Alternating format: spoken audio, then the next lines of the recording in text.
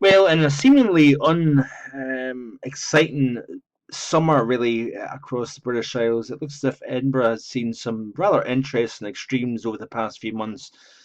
It started off back in April when we seen the driest April on record for the capital of Scotland, the main recording site at Gogar Bank, which is near Edinburgh Airport. Then we've seen the wettest June on record, so we went from driest April to the wettest June, and now, through the first half of August, it is the coolest August for that site since 1993 for August. So, really quite interesting, and like I say, interesting facts in a seemingly uninteresting weather pattern as we end the month of August.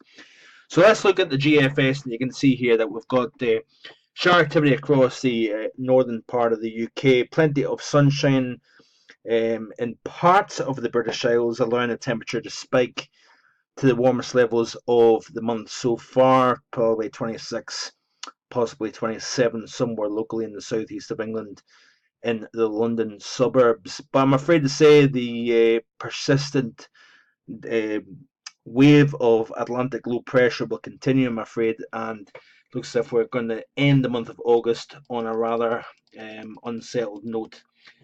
No day is really the same. We've got one day where it might be cloudy but dry, another day it might be sunny, next day it might be wet.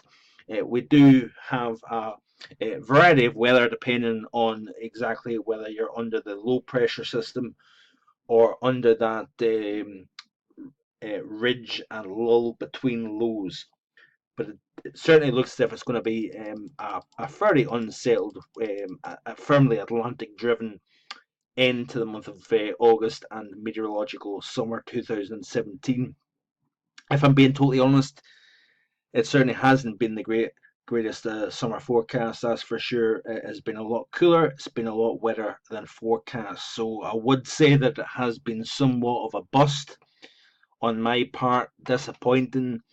But in the 7 or 8 years that I've been doing summer forecasts, I've had better forecasts during the summertime than I have done during the winter time.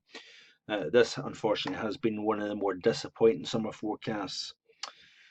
But you can see here by the time we reach Monday, 20th of August, we've got a pretty significant area of low pressure just to the south of the Faroe Isles, and we've got a pretty tight wind gradient here, our pressure gradient, which means we are going to be talking about probably gale force winds across the northern half and the western half of the British Isles and across a good chunk of Ireland as well. So that area of low pressure, very, very influential. Once the system pushes through, it's going to be followed by blustery showers and some sunshine, a mixture of conditions.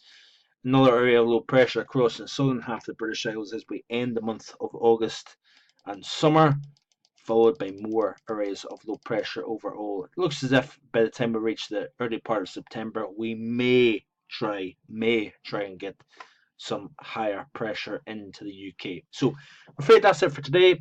Hopefully we'll have the September and autumn 2017 outlook for you tomorrow. So have a great Tuesday. Bye for now.